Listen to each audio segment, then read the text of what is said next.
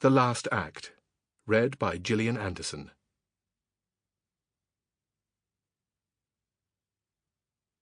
Anna was in the kitchen washing a head of Boston lettuce for the family supper when the doorbell rang. The bell itself was on the wall directly above the sink, and it never failed to make her jump if it rang when she happened to be near.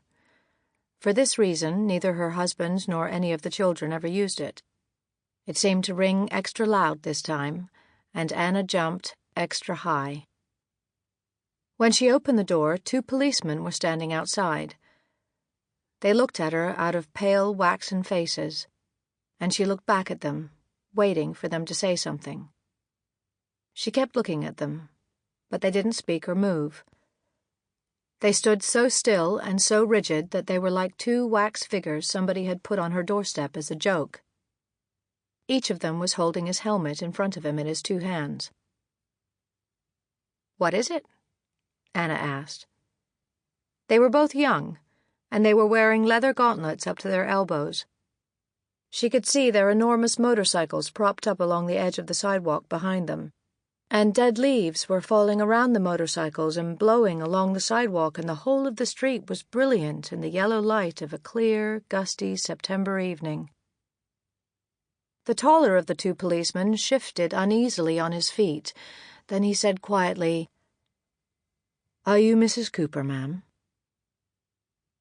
"Yes, I am." The other said, "Mrs. Edmund J. Cooper?" "Yes." And then, slowly, it began to dawn upon her that these men, neither of whom seemed anxious to explain his presence, would not be behaving as they were unless they had some distasteful duty to perform.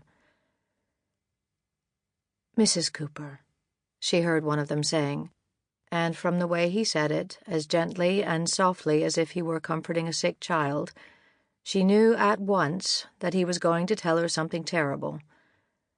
A great wave of panic came over her, and she said, "What happened?" "We have to inform you, Mrs. Cooper." The policeman paused, and the woman watching him felt as though her whole body were shrinking and shrinking and shrinking inside its skin. "That your husband was involved in an accident on the Hudson River Parkway at approximately 5:45 this evening, and died in the ambulance."